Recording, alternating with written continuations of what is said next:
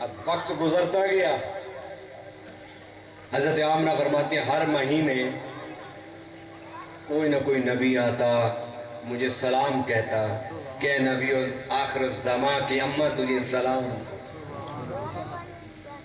وقت گزرتا گیا، چھٹا، ساتواں، آٹھواں، نواں مہینہ آ گیا، نہ مجھے نیند آئی، نہ مجھے اونگ آتی تھی، نہ مجھے متلی آئی، نہ میرا پیٹ بڑھا۔ ہر عورت مکہ کی پریشان تھی کہ یہ حاملہ ہے، لیکن آثار علامات حمل کے ہوتے ہیں نا، علامات ہوتی ہیں حمل کے۔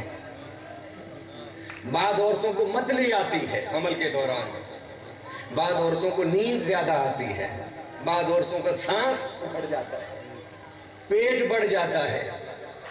سارے مکہ والے حیران تھے کہ یہ عجیب ولادت ہے، یہ عجیب حمل ہے۔ آ کر سیدہ آمنہ سے پوچھتے کہ بتا تو حمل ہے بھی صحیح تجھے یا نہیں؟ اس نے کہا حمل ہے مجھے۔ اس نے کہا علامات نہیں ہے؟ اس نے کہا مجھے خود نہیں پتا، میں حیران ہوں کہ ہر مہینے میرے پاس رب کے انبیاء آتے ہیں اور مجھے حضور کے صدقے پہ سلام کہہ جاتے ہیں۔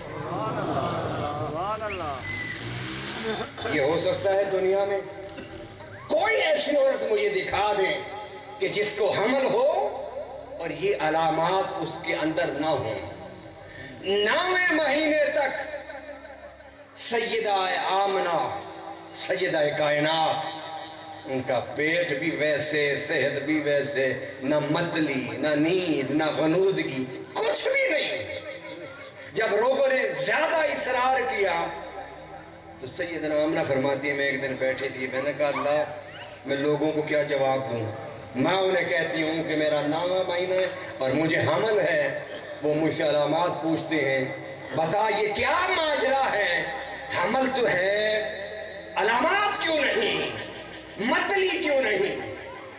نیند غنودگی کیوں نہیں؟ پیٹ کیوں نہیں بڑھا؟ جسم کیوں نہیں پھولا؟ تو فرشتے نے جواب دیا آمنہ کوئی بشر ہو تیرے پیٹ میں تو یہ علامات ہونا نہیں سمجھا؟ یہ تو بشر کی علامت ہے، جب اس کا حمل ہو تیرے پیٹ میں تو رب کا نور ہے۔